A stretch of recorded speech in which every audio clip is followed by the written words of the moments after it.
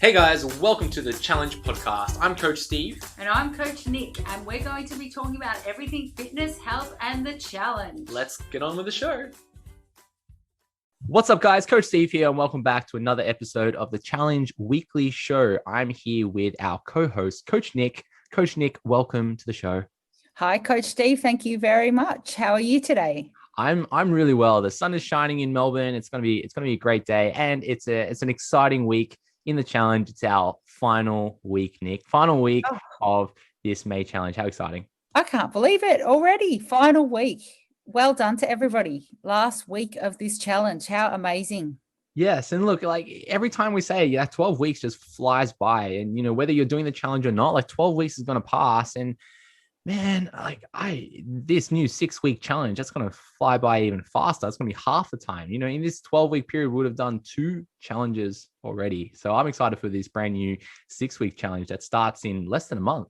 Me too. I can't wait. Not long to go now at all. No.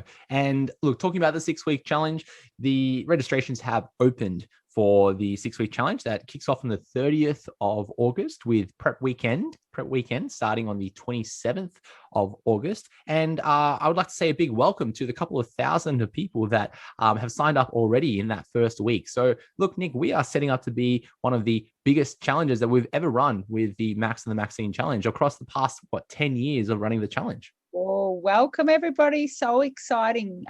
You've got any friends that you want to get on board, get on board, because it's only 6 weeks and we've got so many good things happening, don't we? Yes, it's going to be one of the biggest and best challenges that we've ever run. And look, talking about, registrations opening, if you are wanting to join, you can head on over to the Max and the Maxine website. You can just click that little join button and you can join us. They'll be kicking off on the 27th of August for prep weekend. And look, not taking it away from this May challenge, we are in that final week of this challenge. And, lots can happen in this final week. And probably the big one is taking our final photos, Nick. Yeah, that's very exciting and something that, you get to take complete ownership over. And I was thinking about this today and I thought even for people in lockdown, it might be a nice idea to have a bit of a pampering day where you put your tan on, you I guess, exfoliate, shave, probably in a different order to what I just said. But, just really enjoy that process and that self-care that comes with really getting glam for your photos. Yeah, I always get so excited for like those photo shoot times because it's kind of like a little snapshot, a little moment in history, moment in time where you get to remember it. So I am going to recommend everybody, even if you've, smashed out the past 12 weeks or not, even if you did fall off the wagon slightly in week 4, week 6, week 8, that's okay. I think it's a great time for all of us to reflect on our journey so far and get some photos done. And, to go through that completion process, all you need to do is to download a copy of the completion document. So you can find that on the challenge website, of course. And we've also posted it into our Facebook community group as well. So you can find it in a few different places. You probably find it in your emails as well. And you just need to take a front-facing photo, upload it to the website, and you can upload that as of this weekend. So that's pretty exciting. Yeah. So just make sure you're holding that document, or the phone that shows that the completion document. That's what the judges need to see. So very important. That's right. Then once our completion process is done, then we open up to our public voting, right? And our public voting is open to everybody, meaning the public. So you can vote, your friends can vote, your family can vote, and you can vote for both Max and Maxine challenges. Now, our public voting is quite different to our regular voting. So just because you didn't get in the top 50 in the public vote or the top 10, or maybe you didn't win the public vote, that's okay. That doesn't mean that you haven't not made it to the top 50, top 10, or won the challenge itself, because they're two quite different competition. So firstly, make sure you go and judge for your favorite transformation. But then secondly, don't feel super disheartened if you weren't the winner of the public vote or you didn't get in the top 10, because you still may win the challenge even if you didn't get the most votes in the public vote. Definitely 2 separate things. So 2 separate chances to excel as well. That's right. Yes. Then what we're planning to do is to have our challenge awards night, Nick. Yes. That's when we get to get dressed up. that's when we get a chance to dress up and look the part. And that will be kicking off on the 13th. So the 13th of August, we're inviting you to join us live on the our Facebook support group. And Coach Nick and I will be there live, and we'll be announcing our top 10 and our finalists, and announcing the winners of our community award and the People's Choice Award and all our other prizes. So that's always a fun event. And it would actually be our third awards night. So we did an awards night for the January challenge, and then we did the awards night for the September challenge last year. So it's going to be the third time that we've run the awards night. And it's always an exciting time because we have a couple of hundred people watching us live. Everyone's anticipating who's going to be the winner, who's going to be the winner. And it's been really cool to see some actual reaction videos that some people have posted. So after the awards night, and they found out that maybe when they were in the top 10 or maybe even won the challenge, the videos would surface of a reaction video of them finding out, which is always beautiful to see. Yeah, they're the best. I love it. I love it. So more of those, please. But I love the community. I love it how everybody's reacting as we're doing it. It's a really great live event, and you can do it from your lounge room. So you can sit there and have a drink with friends or whatever it is that you do to celebrate, and just join in. It's really great. Now, Nick, well before my time, well before your time, the awards night used to actually be like a big event. So we used to have like a big facility and have a big song and dance, and it used to be a really big event. Yeah. And that, of course, with COVID times and the challenges of the challenge being national, it was hard to have people fly from Perth to Melbourne and Queensland to Melbourne all on the same weekend to announce the top 10. And that's one reason why we've made it virtual. So it is a way for us to all connect, even though we are all across Australia. We have thousands of people doing the challenge all across Australia, and heck, even some people international. And the awards night can be a way for all of us to kind of be in the same spot in the same moment. And, with these tough times right now, with everyone being a little bit apart, that is one way that we can kind of feel together in a community and, celebrate what we've been able to achieve over the past 12 weeks and then soon over the next 6 weeks. Yeah, definitely. And it just gives everyone the chance to join in. So it's actually really fantastic. It's one of the pluses of the new way that we kind of work in the virtual world. It gives everyone a chance. And if you want to sit there in your jammies, then that's fantastic as well. You don't have to get dressed up. No good. Now, Nick, we just had a pretty exciting weekend that just passed as well. I know. I was glued to the Facebook group for every submission of everyone's deadlifts. There was some awesome lifting and some creative lifting due to people not having access to a lot of weights. I thought it was amazing. I think it's something that we're going to have to repeat. Yeah, it was beautiful to see that so many people stepped forward to join us in the very first challenge liftoff, where they posted a video of themselves completing mostly a 1 rep max of a deadlift, and some people, of course, being challenged by how much weight they had at home, being in lockdown in different parts of the country. So they posted maybe a few reps of their deadlift. So it was great to see. And it really is, a celebration of what we were able to achieve. I loved it. And everybody just got completely involved, and it was just a really positive experience. I really, really enjoyed that. I'm glad we initiated it. It'll be good. And we're going to have to announce another one coming into the next 6 weeks of the challenge. So maybe the bench press or the squat will make an appearance in the challenge liftoff. So I think it's going to have to. I think we're going to have a tough discussion between the two of us about should it be bench or should it be squat. That's going to be our biggest problem in the next couple of weeks, deciding, because we need to do both, but which one are we going to do next? That's the biggest problem. Or who knows? Maybe the deadlift will make another appearance. Do you reckon? Oh my gosh! Yeah. Well, I mean, I'm all for that. I'm really all for it. I know where I want to be with my deadlift, and I'm getting there. So I'll tell you what, Nick. Talking about a little bit of a live brainstorming moment. What we're going to have to do is we'll have everybody training for the squat, the bench, and the deadlift. Then, as we get into maybe that week 3, week 4 of the challenge, we'll pull one of them out of the hat at random. Oh my God. Right? Yep. So you got to prepare for all 3 of them. Then we'll pull one out of the hat at random. And for that lift will become the challenge lift off for that session. That's it. Live and created right now. That is exactly our way of doing it. And I think that that's perfect. And that also it doesn't let anybody be biased towards a particular movement or anything, because we have to train everything, don't we? So SBD. It'll be good. Yeah. Well, look, Nick. I hope deadlift gets pulled out of the hat again. You never know. Back-to-back deadlifts. How good. Well, look, Nick, this episode of the Challenge Weekly Show is episode number 29.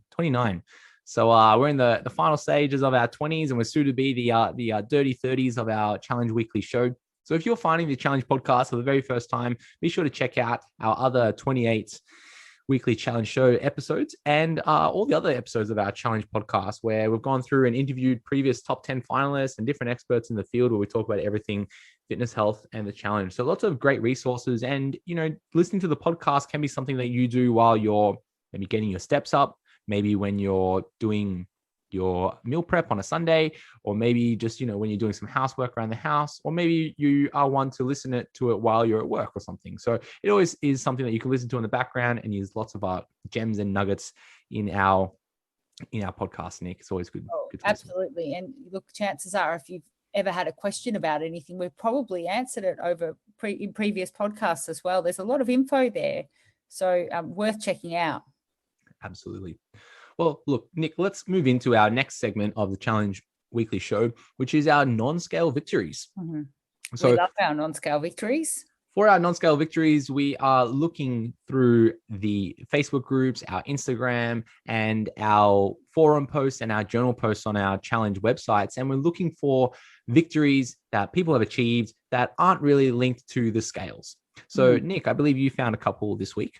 I did. So we've got to start off with one of my favorite things. I always say all the things on the non-scale victories are my favorite things, but my real favorite things, anytime that people get to do unassisted chin-ups, because I think that that's a very powerful move. And I think that it's something you can't hide from that in the gym. I think you can either do it or you can't. And once you can do it, it just makes you feel like a boss. So Courtney was able to do an unassisted chin up, which is fantastic. And in her video, she had her coaches or people from her gym encouraging her, and they also wouldn't really let her cheat. So that was brilliant. Loved it. And now that she's done it, there's no turning back. So that to me is a huge NSV. Congratulations. That's Courtney. Courtney who? Courtney Reading. Congratulations, Courtney. That's awesome. Oh, Courtney. Yes. And so the next one I have is Brittany Towie.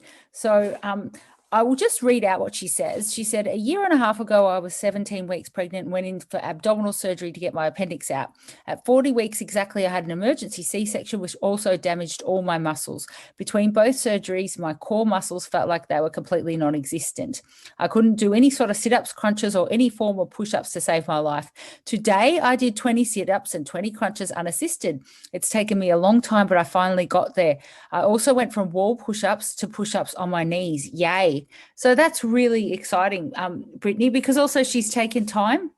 She's obviously listened to guidance of her health professionals to take it slow and get there the correct way. So I'm very, very happy for her. These two that I've just read out are so good, because it's about women feeling empowered in different facets of their lives in different ways. Like if you're a new mum, sometimes you just don't even know where to start, and your body feels like jelly and you feel like you've been sort of torn apart. So to get back to that is fantastic. So well done, Brittany. That's awesome. Congratulations. Mm-hmm.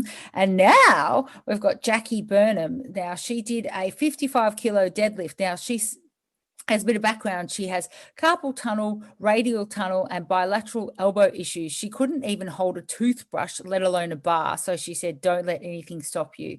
And that's a great message as well. It's sort of like, if you can sort of overcome those things, that your limiting beliefs about what you can and can't do due to where your body's at, and really progress, you will come through it, rather than just saying, oh no, I'm injured and I can't possibly touch that. So with correct guidance, you can do anything. That's awesome. Congratulations, Jackie. Well done.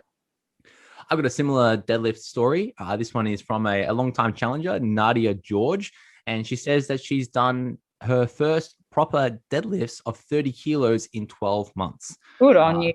That's really awesome. Yep. Yeah. And I think that shows that, even if we do have a bit of time off whatever happens in our lives, we can always get ourselves back. So a celebration for Nadia, and congratulations, of course, on the 30 kilos on a deadlift. Yeah, very good. Very good point. Yeah, no matter what happens, you can get yourself back. Exactly.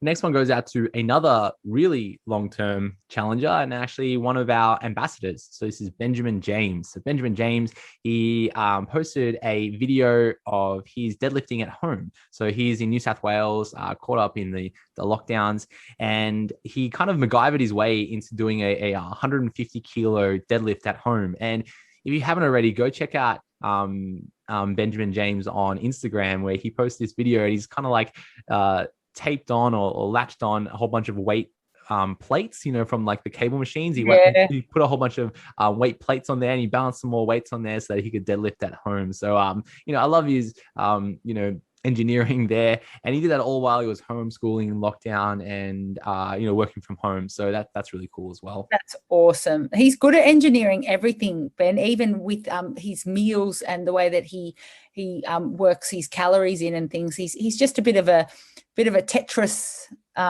master with everything. So he just fits things in. He's fantastic. I love that. Nothing will stop him. It was so good. Okay. And finally here, I have one from the journals on our challenge website. And this goes out to Sharon Horner. And she explains that she's been in lockdown for the last 5 weeks, no gym. She's doing the Tone and Shape program at home with no machines, only dumbbells, suspension traps, and resistance bands. So it sounds like she has more equipment than I do, actually. And she says that her son made her a wooden step, and she's doing step ups every possible way for the glutes, and she's using an Eskaf as a bench seat. So she's again, similar to Ben, she's MacGyvered her way into some equipment, safely using that equipment so that she can continue training at home. So that's awesome. Well done, Sharon. Yeah. I used an Eskaf for probably maybe the first 4 months of lockdown until I decided lockdown was going to last forever in Melbourne, and I invested in a bench. But I was thinking, Eskaf should sponsor us, because I think everyone's using their Eskaf as a bench because they're quite good.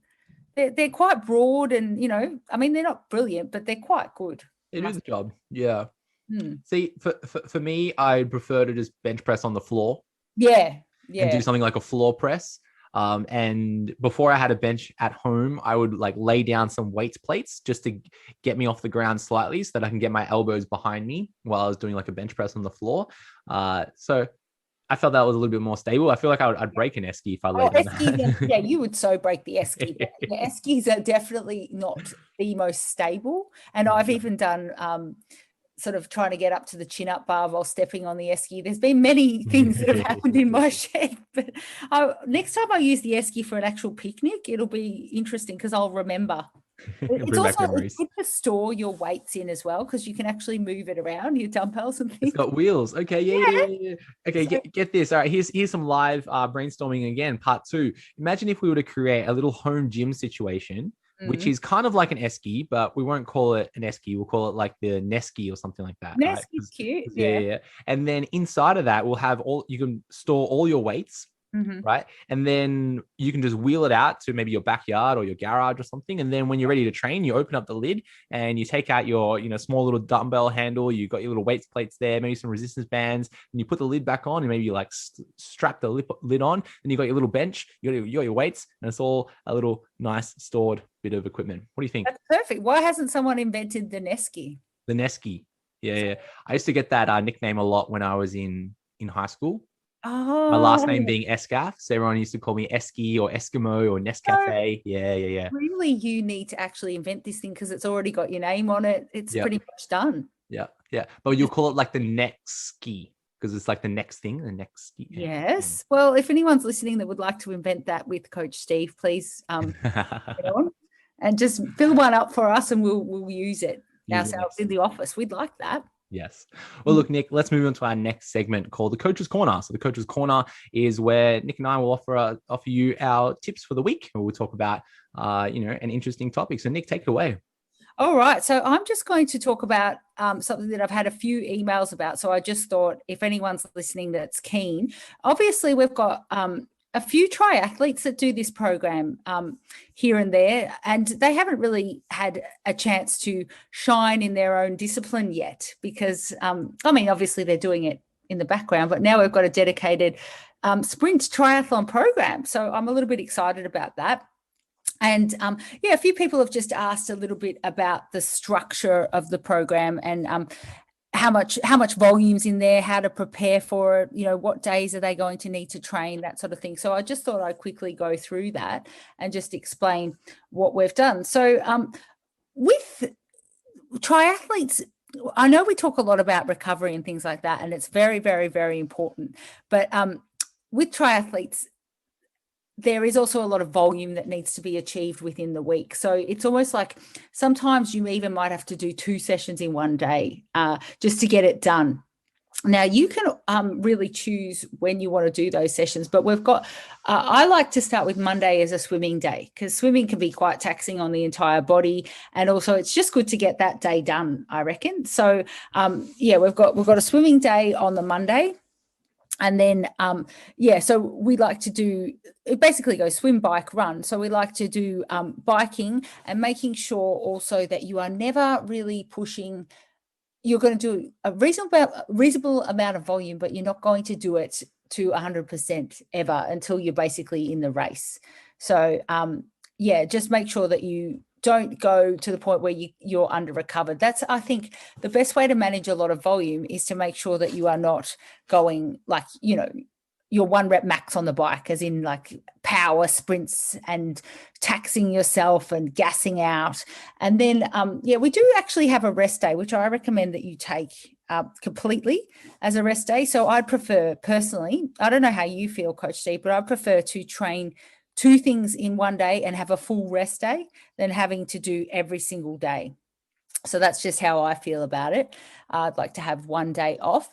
And then we also have our brick session. So that is incredibly important for anyone who's either a seasoned triathlete or somebody who is doing it for the first time. You need to be able to feel your legs and what they feel like after going on the bike to the run, particularly. Even though once you're swimming in the ocean and then you stand up and you have to run, that feels weird too. But that one's sort of something that your body can adapt to fairly quickly. But the bike to the run is something that gets people. So we have that every single week. You've got a brick session. If you feel that you want to add another brick session in, there's every opportunity to do that as well. So feel free to tweak the program a little bit as long as you get all the volume done that's on there. So that would be my tip. Yeah. So, I mean, also the thing is, I want people to interact with the program and, you know, as we do with all of our programs, make it your own. So don't be afraid if you have a gym that has a pool available and you want to split your session and you want to do your cross training and then you want to go for a swim, that's also okay, because really, to be honest, the more that you can fit in to the one session, the better your endurance is going to get. So we do split it up for time reasons and also just for recovery reasons, but you do want to be able to handle even slightly more volume than what the actual event is. You want to kind of overreach a little bit, because then you'll find that it's much better than rocking up and doing it all raw. You know, I feel like with a run, you could get away with it a little bit more than what you can with the triathlon, because you can really gas out in the swim.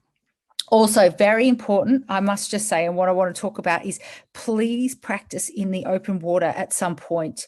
I know obviously if you're locked down and how long it's going to go for and you don't have many options, then obviously that might not work for you. But if you live near a beach or anything like that and it's safe, I would practice in the open water, because it's very, very different to the pool. So it's important to get out there and, find a squad or find someone, or find even like one of those closed up pools. I know in Melbourne, we have one in Brighton where you can even just get out there, feel the water, feel how your body reacts to the water, notice how you breathe when you're in that water, because also it's going to be cold. So that can cause people to panic sometimes as well. Yeah, that's good advice. I've never done a triathlon. I've never needed to train for like a multidisciplinary events like a swim, bike, run, Mm. and this has its challenges. Yeah. Yeah, it's almost it's a different breed. And I think any triathlete that's listening to this, or anyone who's experienced training for triathlons, will understand that it's almost like the people that are attracted to it, they will do, say, an 8-hour, if it's for a big Ironman or something, an 8-hour bike ride, and then they might do a swim that later on in that day. So there's the limit does not exist. And I would love to, as you do with your Technique Tuesday, I would love to encourage people to slow it down a bit, because I think sometimes recovery can actually benefit you more than doing too much. But I do also want people to absolutely make sure that they are practicing each discipline, and don't get complacent in one. So if you're a decent swimmer and you're quite fast, that's great. You just make sure that you get that volume in, but also don't sort of rest on the laurels of the swim and think that that's going to get you through. Because you know what happens if you're a great swimmer, you get out there first, you win your swim, but then every single person on the bike will take over, and you don't want to be that person. You don't want to be the one that's the good swimmer and then you get to the run and you're gassed out. So really also watch your nutrition. That's the thing, like make sure that because this stuff makes you hungry. That's the other thing that I want to say. You get so hungry that you can actually end up eating more calories than what you need. So then your race weight won't be ideal. And so on that run, you'll suffer.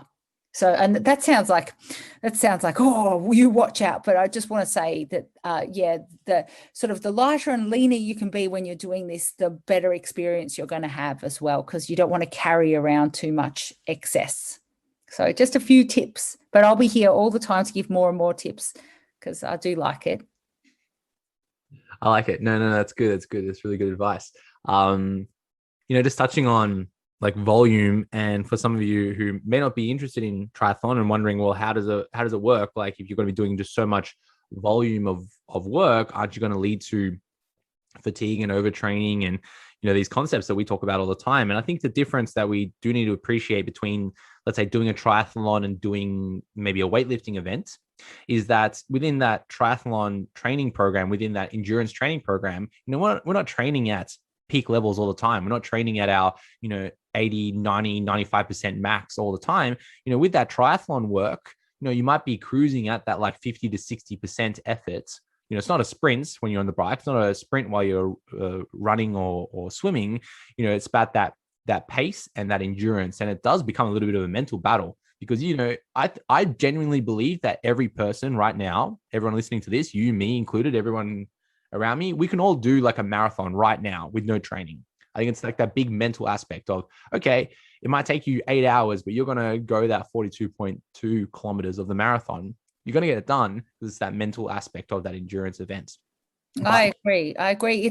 It's finding those mental demons that you may not have to find in the gym, because, you can find it for 2 minutes to gas yourself out doing like a max deadlift, and the reward's immediate. Whereas this one here, the reward might not come until you finish the event. It might be cold outside doing your bike. It might be yucky for running. You might have a few niggles.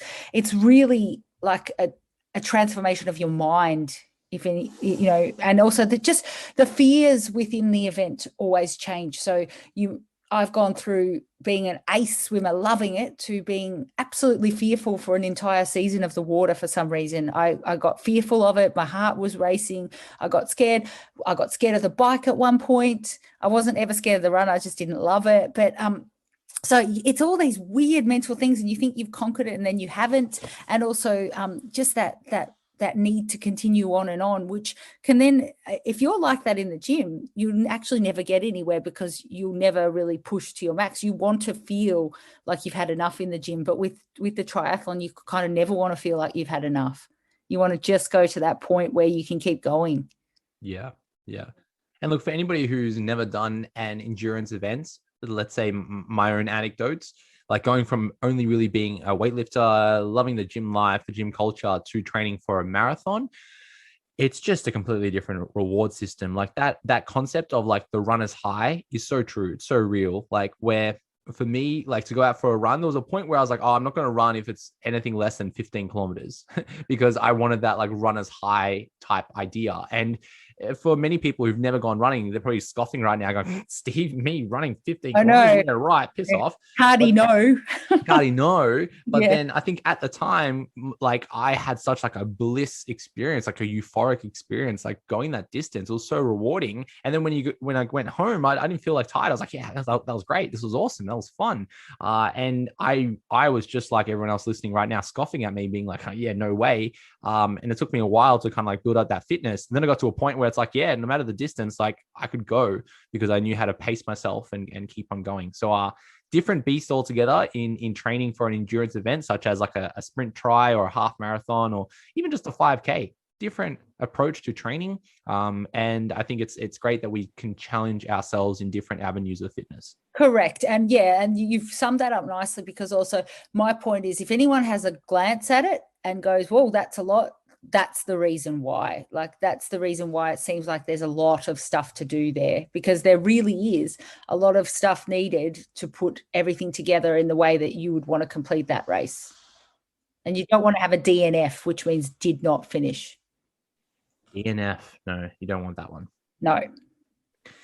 Well, look, Nick, I actually just wanted to change the idea, and I want to talk a little bit about weightlifting belts. Mm-hmm.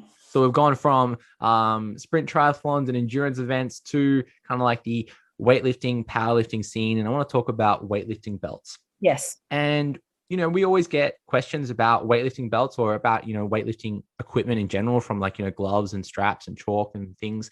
But I just wanted to touch on the idea of a weightlifting belt. Yes, please go for it. Now, the first thing that we need to appreciate with a weightlifting belt is that it's a tool. It's a tool. And just by having a belt doesn't guarantee certain things. So just by using a belt doesn't guarantee that you're going to be stronger. It doesn't guarantee that you're going to be safer. It doesn't guarantee that you're going to have the perfect technique or whatever else you're thinking the belt is going to do. Sure, you could argue a bit of a placebo. Oh, I'm wearing a belt. I feel strong and awesome. Great, happy days. But, the weightlifting belt is a tool. And if used incorrectly, it's not going to achieve anything. No. Does everyone need a weightlifting belt? No, not everybody needs a weightlifting belt. And there's this old kind of saying in weightlifting communities, and often the coach would say it. It's something like, you need to earn the right to wear a belt. Okay. And what they're inferring to is that you do need to have a relatively efficient technique. Keyword, efficient technique. So it doesn't need to be the most perfect technique going around or the most quote, quote, safest technique. You need to have a relative competency of a technique, such as a squat or a deadlift or a bench press or whatever technique you're doing. And you kind of need to earn the right to use that belt. Now, for most of us, if you're lifting, let's say, 50% of your body weight. So let's say me, I'm 100 kilos. If I'm lifting 50 kilos on a deadlift, I don't really need a weightlifting belt for anything like that. I would be perfectly fine in picking up the weight and going on my way. For most of us, if we are playing around with the idea of, 1 times body weight, even closer to 2 times body weight, that's when we can kind of start toying with the idea of, okay, maybe it's time that we start utilizing a tool like a weightlifting belt. Okay. Now, there's lots of different types of belts out there, different thicknesses, different levers and prongs, and thick in the back, the front. There's some that are leather, there's some that are like really firm texture and tissue. At the end of the day, it doesn't really matter what type of belts we have.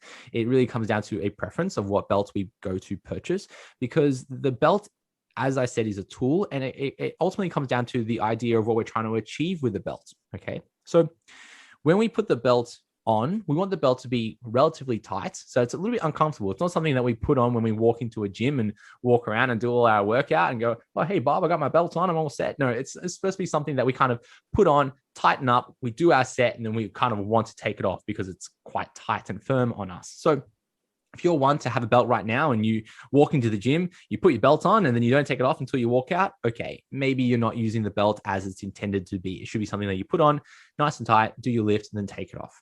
Yeah, I've seen that. I've seen people walking around the gym with it on all the time. I don't quite understand it, but I see people wearing it like down, like around their waist, kind of like as almost like a fashion statement. It's like, okay, cool, fine. But anyway, that's not about those people. We're talking about using the weightlifting belt as a tool. Now, When we're using the belt, the aim of the belt is to increase intra-abdominal pressure. So intra meaning internal and abdominal meaning our abs and pressure meaning pressure. So we're trying to create pressure from our midsection so that we can increase the stability of our core or our midsection, okay? And ultimately, that intra-abdominal pressure is kind of like, I'm going to make this sound. You know when you go, huh, right? You know that sound? Huh, and if you do this right now, huh, that's making intra-abdominal pressure. Huh. So what we're trying to do with that belt nice and tight, is we're kind of getting this external feedback so that when we go, huh, we can kind of push against something, right? When we breathe in and we go, huh, we can push against that belt and we can create pressure so that we can create power, okay? Now, actually, fun fact, in the clinic, so in like a physio, osteo, chiro doctor's clinic, they will utilize something like that, which we call the Valsalva maneuver, to test for a disc bulge. So if you'd like a free physical therapy consult right now, if you've got a bit of back pain, just go, and if you are experiencing pain from that, and that's the same pain as you're normally experiencing, that kind of ticks the box of, okay, maybe you've got a disc bulge. So in the inverse, if you go, and you don't have any back pain, well, chances are you don't have a disc bulge, okay? Because, yeah. So if you are worried if you have a disc bulge, just go, and we, Nick, we have a few hundred people listen to our podcast here. And I'm just visualizing them like, walking outside going, or maybe in the kitchen going, anyway. Definitely. Oh my gosh, but that's so exciting because that's a good way to be able to tell. Be able to tell if you've got a disc bulge. Anyway, so that's a really old kind of test, not used very often, and it's kind of got a weak sensitivity, but it's one of our tests that we use. Anyway, so the point of this whole thing, using a weightlifting belt, first, we've got to earn the right to use a weightlifting belt. You need to have a certain level of competency with your movement and a relatively efficient technique. By wearing a belt, it doesn't guarantee that you're somewhat safer. It doesn't guarantee that you're going to be stronger, or it doesn't guarantee that your technique is going to magically improve. Being a tool, it's something that you need to practice to use. Okay. So just like, let's say, tools that you're going to build a house. Yeah, you can give anyone a hammer, but they still need to learn how to use that hammer and use it effectively. Same as a weightlifting belt. You do need to learn how to put it on, how to brace into the belt, and then lift with a belt. So like for myself, I've recently been wearing a weightlifting belt when I bench press. Okay. So a strange one to think about, wearing a weightlifting belt when you bench press. But what I'm trying to do is to create more pressure through my midsection so that I've got a nice stable surface to create power from. So it's just like, like a cannon, the big cannon. If you put a cannon on like a boat or like a small little dinghy boat on the water, if you shoot that cannon, the cannon's not going to go very far because it's, on an unstable surface. But if you put that cannon on the ground, a nice stable surface, and, the cannon's going to fly. That's a similar concept of what we're trying to do. We're trying to increase our ability to create stability in our midsection, so that we are able to create more force through our periphery or our legs and our arms. So I've been trying to use a weightlifting belt when I bench press, and it's taken me a really long time to figure out how to use it. So it's a tool that you do need to practice so that you can utilize it to its best effect. Now, when applying that weightlifting belt, there will be different preferences and different people will lean to different areas. So some place it up a little bit higher, some place it a little bit lower, some do it up super, super tight. And some of them even like leave maybe like a finger, you can put your finger in the belt so that it's a little bit loose. So the idea is that you breathe into the belt and you expand and you push into the belt. So there's different preferences, but the main concept is that we're trying to increase intra-abdominal pressure so that when we go, we have something to push against so that we can lift. Weightlifting belt. And then again, yes, if you are lifting probably less than your body weight, it's probably not something that you want to put high on the priority list. But if you're in a position like Coach Nick, who's lifting 2.5 times her body weight, it's probably something that you want to get one. Hey, want to start learning how to use. I don't have one. Like I'm so raw. I'm raw AF, but I need one. Well, I think if you learned how to use the weightlifting belt again, you might be pushing that 3 times body weight, I reckon. Yeah, well, I think it was Ian said that he reckoned I had 160 in me just in that lift. So I reckon I do too. So let's try and get this 180 then, hey? The 180, the 4 plates. Yeah. Yeah. Anyway, well, we can talk about that off air, but yeah, I should just invest in a belt. I think that's a very good idea. You've convinced me. Convinced you. No good. All right. Yeah, if anyone wants to send me a belt, I'll use it. Well, my favorite belts that I use at the moment, I've used it for a long time, is it's got a lever. It's called a lever belt. So it's a really thick belt. You wrap it around, you put the prongs into the holes, and you pull the lever. And of course, once you do your set, you get to flick off the lever, and it goes like that's this, and you very feel like glamorous. a badass. Yeah. I've seen you doing that, and that's a pretty cool move. So I need to start doing that too. The flick, yeah. So there's of course there's prong belts, so they're similar to like belts that you might wear in like, I don't know, dress pants, those types of things. And then there's also like Velcro belts, which are a little bit softer, a little bit better for more like bodybuilding style training to use that type of belt. But in kind of powerlifting, they're often going into more rigid, thick belts, a lot more uncomfortable to wear those powerlifting belts. Wow. Okay. That's something I've got to do for sure. That was good. Thank you. All right, Nick. Well, let's go through a speed run of some questions that have come up on our social medias and on the forum this week. So the first one, you can answer this one. The question was about choosing programs, and I think they were new to the challenge. And they asked, should I aim for fat loss, then building muscle, or vice versa? So would you like to answer this one? Yeah, sure. Look, it's a hard one because the fact is, like, a lot of people want to do both, but it really actually depends on what your goal is and also where you're starting with your body fat percentage. You don't have to know exactly, but it's a good idea to get, well, really I reckon, look, it depends where you are with your body fat, but to do a round or two of actually just getting leaner before you build muscle. But then on the other hand, if you're reasonably lean already and you're just unsure and you're sort of, I guess we could say sort of that thin fat, skinny fat sort of thing, not fat, but you've got weight to lose, but everyone says, oh no, you look thin in clothes and things like that. Well, building muscle can actually be an excellent way. Well, it not can, is an excellent way to then drop body fat because your metabolism needs to work harder to maintain that muscle. So you'll be in a really good spot. So I would say have a look at your body.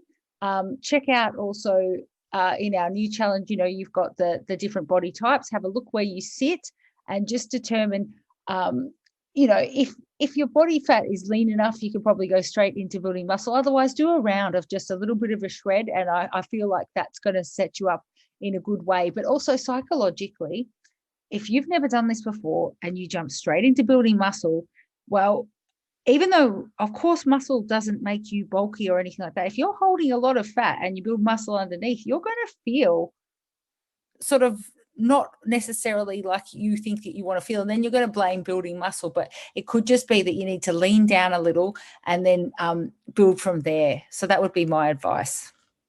I like that. I think I'd agree too. Like for most of us, if we're brand new to fitness, brand new to the whole process of it all, you may benefit from going down that weight loss path. And I might offend some people. Like I would say that weight loss is somewhat easier than building muscle. Like building muscle takes a lot of hard physical work to get that change. So you may benefit from going through maybe a weight loss phase where we're focusing on our overall fitness through some cardio elements, some strength training work. We're building a little bit of muscle. We're losing a little bit of weight. Great, happy days.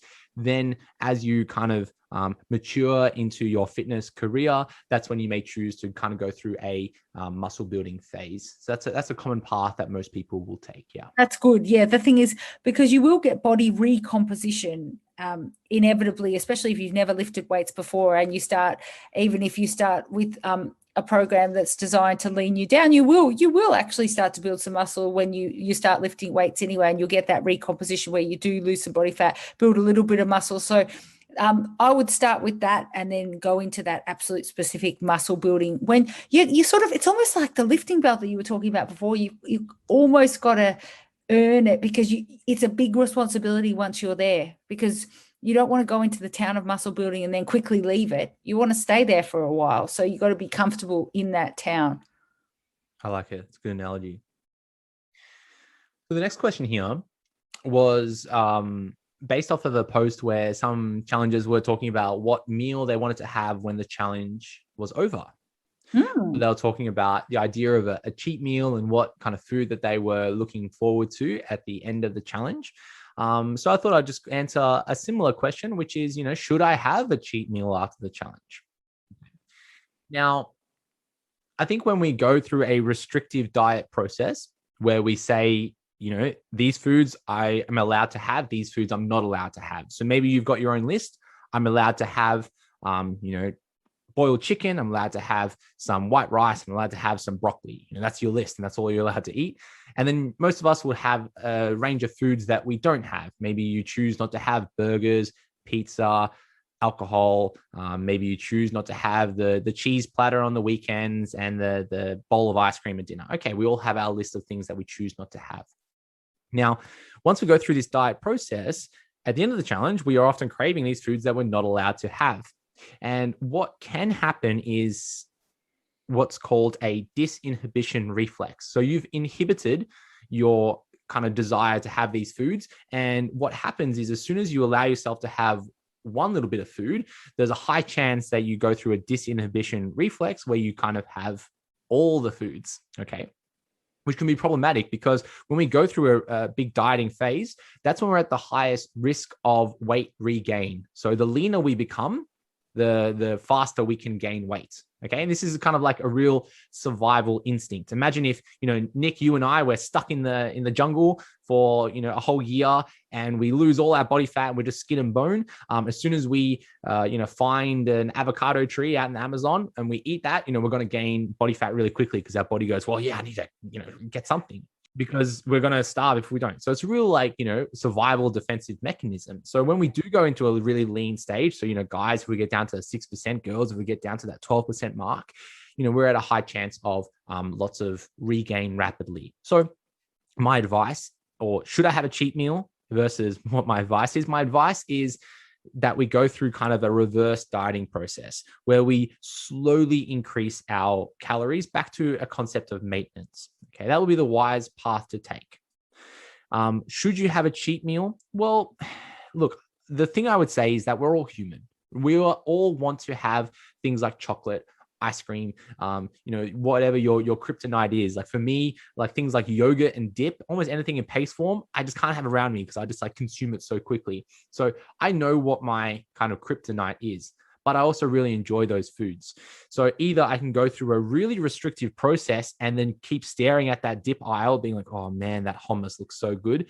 Or I could have a small amount so that next time I go down that dip aisle, it's like, yeah, I'll have a little bit of hummus in a month. But I won't, go wild versus, I'll have hummus next year. And as soon as I have a tub of that kilo hummus, right? You've seen those big ones in Coles and Woolies. As soon as I have that tub, I'm eating it with my hands. No, that doesn't happen anymore, because I know how to, manage my own cravings for foods. So to answer this question, should I have one?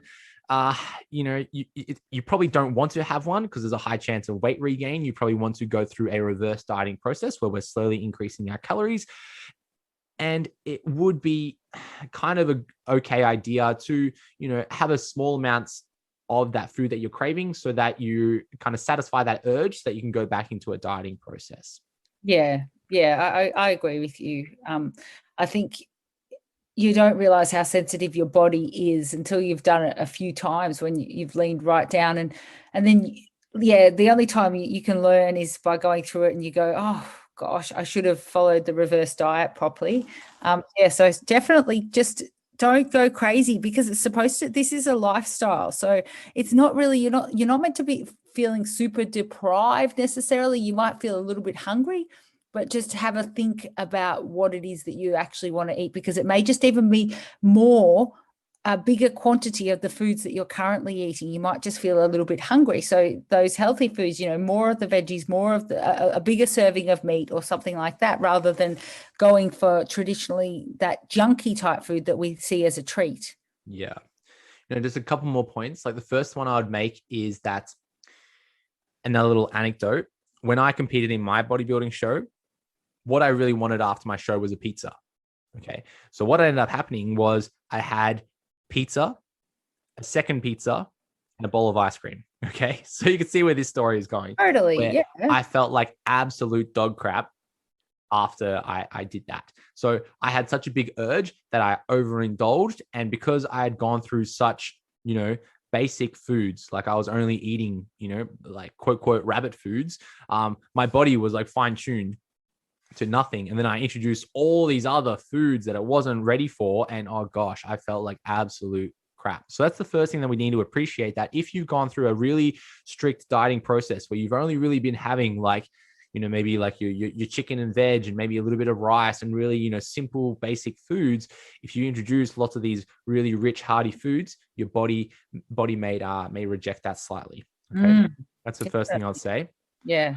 The other thing I'll say is that if you are craving foods and you want to reward yourself with food, it may be worth reflecting on why you want to reward yourself with food. And is that the reason why you may have started the challenge in the position that you were in, where you were looking for food as a reward for that like psychological kind of like kickback, that endorphins that come from food, rather than looking at food as an energy source. Okay. So if you are continually fueling that concept of, oh yeah, I need to have chocolate because it makes me feel, good, it makes me happy. That might be a poor train of thought moving forward, because if you've had a hard day and you constantly reach for the ice cream, the chocolate, if you feel stressed and you're grabbing those bags of chips, if you feel tired, you grab the Mars bar, like, these might be poor habits to have long-term, because that weight's just going to keep creeping back in. Oh yeah, definitely. And that's the thing to really explore, because as soon as you can explore that and let that go and find new reward systems, you're almost free.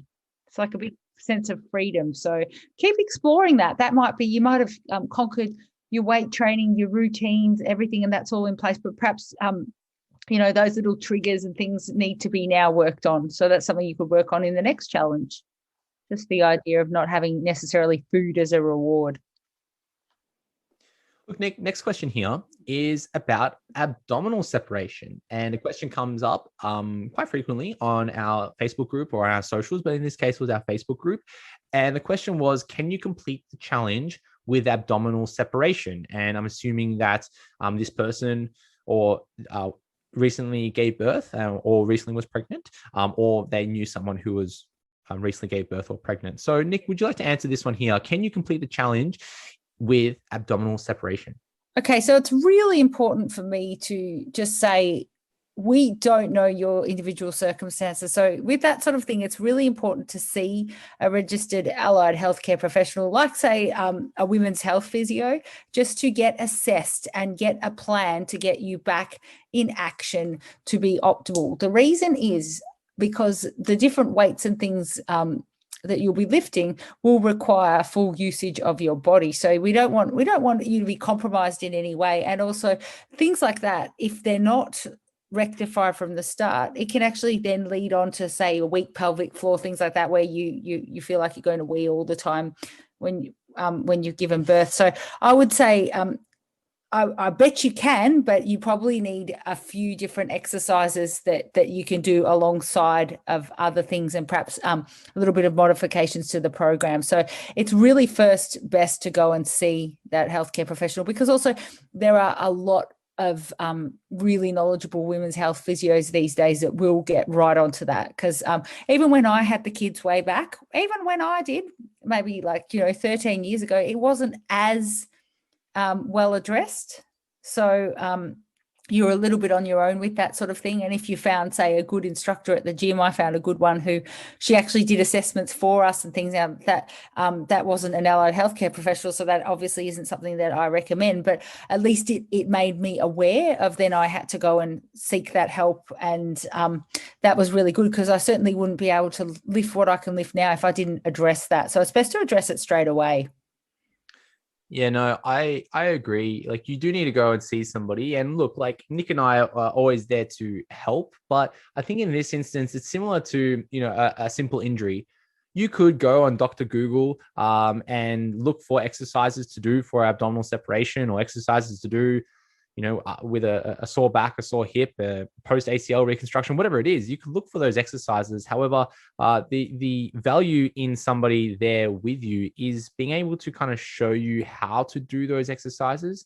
So let's say abdominal separation exercises, sure, you need to be going through maybe like some transverse abdominis activation things, or TA activation. Maybe you want to do some toe taps or some leg extensions, or maybe you want to start doing some low level like sit-ups and such to start strengthening through the core. But there's a really high chance that you're not utilizing those muscles and you're using your hip flexors, your neck, your back, something like that, where you may benefit from someone there watching you and kind of like poking you, being like, here, and guiding you through that process. Correct. And also, there's the different degrees of abdominal separation as well. So the different, the fingers and things. So we wouldn't know how far gone it is, because, there are different procedures for different protocols for different levels. And it gets tricky because some people who have abdominal separation are totally fine with zero intervention. As in, if I was a woman and I was pregnant and I had abdominal separation, I might, just slowly go to the gym on my own and do some weights training. And then it's totally fine in, a couple of months and happy days with no physio or anybody else intervening in that process. So it gets tricky because some people might be 100% totally fine, no issues, jumping on the challenge, and the abdominal separation might come together on its own. However, you will highly benefit from visiting someone like a women's health physio or someone who is, well versed in abdominal separation management, so that they can guide you in the right direction. Yeah, like definitely. I think also if you're asking that question, you probably know that you need a little bit of extra help with it. So, say maybe someone else hasn't even thought about it. So it could be that it's not necessarily something that they need to worry about. But if you're asking, there's a good chance that you do need just some expert advice. No, that's true. All right. Last question here. Probably one of our most common questions that we see in the challenge is, what supplements do you recommend for the challenge? Yep. So the challenge brought to you by Max and Maxine is brought to you by a supplements company. Max for the guys, Maxine's for the girls. And of course, we suggest a range of different supplements that will help you in your body transformation journey. Now, we do get that question all the time where people are a little bit skeptical of supplements, and that's fair. Like, the supplement market or the supplement industry has lots of, pseudoscience and funky things going on around it. So I understand a lot of skepticism that comes with supplements. But what I will say is that, Nick and I are here to give you the best advice possible. And we won't tell you to take anything that you don't need to take. And that's similar within the Max and Maxine company. Like, we aren't pushing any product that isn't evidence-based or is, any like wacky tobacco out there. No. Like, we want to give you the best quality product. And I can vouch for the Max and Maxine range because where the product is made is literally downstairs from my office. Yeah, we see it all the time. So I chat to the people that make the formulas. I have somewhat of an input about what ingredients go into there. And, I chat with the people who are in the blending rooms and such, and we get to try all the new flavors and stuff. Like, we are heavily involved in that process. So I can guarantee that, there's no wacky tobacco or no pseudoscience that goes into our products. I can't speak on other products. I'm sure there are some great products out there. However, I also know that there are some, unethical things that happen in that space. So to answer this question, what supplements do you recommend for the challenge? I'm going to give you my top 3 supplements because, in a diverse world of supplementation, let's say if I said to you, well, what vitamin are you going to take? You might scratch your head being like, I don't know the vitamins. You might just take like a multivitamin, right? Similar with supplements. There's lots of different types of supplements. So I'm going to give you like my top 3 things to start with that most people will benefit from. Then from there, you might choose to add or remove other fun ingredients to test the effects on your body. Okay. So the first one, probably the most common supplement that we recommend is a protein supplement. So for the average Westerner, we have a very low protein intake. Think of like your really classic, typical Australian diet. You might have wheat beaks for breakfast, which is advertised as high protein, but it might only be like 5 or 10 grams of protein. Then for lunch, you might have like, a peanut butter sandwich, or maybe you, go fancy and go get a Subway or something like that. You have a little bit of meat in there. That might have another like 30 grams of protein in there. Then for dinner, you might have, like a spag bowl or something like that. And that might have like another 30 grams of protein in there. So for your day, you might be having, 70, 80 grams of protein, right? Now, the Australian dietary guidelines suggest that we want about 0.8 grams of protein per kilo of body weight. And that's the Australian dietary guidelines for an average Australian who, wakes up, goes to work, comes home, happy days, wipe their hands. We aren't really average Australians. We're trying to build some muscle. We're trying to push ourselves like an athlete to get fitter, get stronger, get healthier. So our recommendations are a little bit higher, which is more in line with the International Society of Sports Nutrition, which is closer to about 2 grams per kilo of body weight. Okay. So the Australian guidelines think of them as like 1 gram per kilo of body weight. The ISSN closer to 2 grams per kilo of body weight. And there's even some evidence that kind of pushes up to like that 3 grams per kilo of body weight. So if you were like a, 80, 90 kilo male who doesn't go to the gym and you have your wheat beaks for breakfast, you go to Subway for lunch and have spag bowl for dinner and you did that every day, sure, you probably have, just the minimum amount of protein to be able to go to work and come home happy days. But if you're trying to build muscle, if you're trying to get stronger, get healthier, you probably need a little bit more protein than that.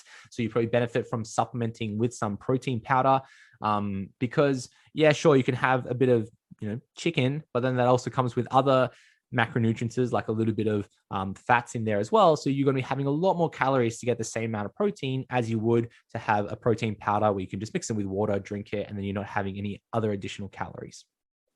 On top of that, there's that huge convenience element. Like for me, like after I train, like I just want to have a drink and consume that protein rather than trying to sit there and have a chicken, right? So there's that huge convenience element, and then you could take that anywhere you go. So you can have the powder mixed with water and go to the gym or go to work or whatever else you're doing. Remember, I would just say that protein powder isn't really like a crazy drug or anything. It's just dehydrated milk. So break it down. Exactly. Simply, it's a food. It's a food that's milk that's dehydrated, filtered to take away all the carbs and fats that are in milk, take out some of the lactose and bits and pieces that are in milk and make it into a powdered form. So it's not some, wacky tobacco that's out there. It really is just dehydrated milk. It's a food product and it's aimed to help us to have more protein throughout the day. So that'll be number one, is to have a protein powder. And we want to be having that around our workout. So have that on training days, either before or after you train. And then for some of us, we may choose to have like a nighttime protein to help us as well. But if you needed to choose, I would say just starting off with a standard protein powder, such as our Maxine Burn or the, Max's Super Shred or something like that. And then you can introduce some maybe nighttime protein as you get a little bit more experience with protein powders. Number 2 on my list will be creatine. Creatine is probably the number 1 most researched ergogenic aid, meaning sports performance improvement product. So creatine, it helps with the Krebs cycle, or if you remember, maybe you did it in biology class in high school, or ATP. So it helps with that ATP cycle, and it basically gives you more energy. So that includes me talking right now. That includes me using my hands, getting animated. Improves our brain function because that requires energy. So it basically helps our body to create energy for movement. So creatine, going through a loading phase, can help us, day to day. It helps us in lifting. It helps us in cardio training. It helps us in endurance events. So that would be the next most important supplement that we want to take is a creatine. For me, I actually put creatine as number 1 in priority and protein as number 2. But for most of us, starting off with protein first and then adding the creatine will be really helpful for us. Then number 3 would be a source of caffeine. So caffeine, yeah, it's a supplement. Most of us supplement caffeine a lot. It's probably the most commonly used drug in the world. And caffeine helps us very acutely in a training scenario. So when you're training, you could choose to have a simple black coffee, right? We don't want to be adding too many milks and such to our coffee because it's going to add more calories and it kind of slows down the absorption of caffeine. So we do want to kind of have it black if we're having coffee, or we can choose to have something like a pre-workout. I love a good pre-workout because it has lots of other compounds in there that help us with, managing our lactic acid or helping us with, nitric oxide boosters, meaning that we get more blood flow around our body.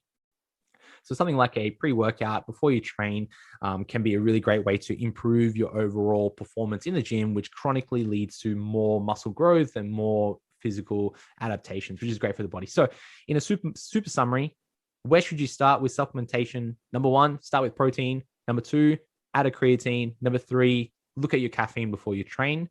That's 1, 2, 3. From there, you can trial and test other supplements. And if you're wondering if you should have one, if you should add this, if you should add that, my advice is to try it. So if you're curious and you want to try a glutamine, or you want to try an ACLAR, or if you want to try CLA or whatever it is, I would suggest that you test it, trial it, monitor the effects on your body. If you see a change, great. If you don't, that's okay. You crossed off that curiosity in your mind. Okay. And give it time as well. Give it time. You can't sort of try it for 2 days and go, I don't see a change. Although creatine's pretty quick, like I must say, you can, that's pretty awesome. But yeah, for the other ones, just give them a little bit of time if you want to experiment. Invest in, the full cycle of whatever the actual container says, and then you can say if it worked or it didn't. And also really make sure that you're on top of your diet with it all, because none of it will work if you're not taking care of your diet. Yeah. It's like if you were having a really piss poor diet and you chose to have like a multivitamin on top of it. It's like, well, okay, sure, that's better than nothing, but you can probably get the bulk of your vitamins and minerals from just eating good quality foods. So that's one thing that we can't forget, is that supplementation really does add those extra 1 or 2% on top of a good balanced diet. We do need to appreciate that. However, it's like building a house, right? You could build a house with a saw and a hammer, but power tools make it so much easier. And that's the same as with our body transformations. Sure, you can transform your body really well with just having whole foods, but it's so much easier with supplements. And if you are going down that whole foods path, or you're going to build a house with a hammer and a saw, like, gosh, it's going to take a lot of work, and you're going to need a lot of experience, a lot of guidance to be able to do that. Or you can just use some power tools and make it a lot easier. Yeah, I don't know what I'd do without protein powder and creatine, and actually caffeine, to be honest. So those three, they resonate heavily with me. Well, look, Nick, let's wrap it up there for episode number 29 of the Challenge Weekly Show. Wow, 29 hours 29. together. Woohoo! 29 hours together. That means 30 next week. Yay! 30s next week. That's right. Look, if you've liked this episode, let us know. You can leave us a review on iTunes. You give us a little thumbs up on wherever you're listening to this one. Or you can share it on your Instagram or on Facebook. We love seeing those of you who are out there listening to us. And we will catch you next week for episode number 30 of the Challenge Weekly Show. Thanks for listening, everyone. Bye. Bye.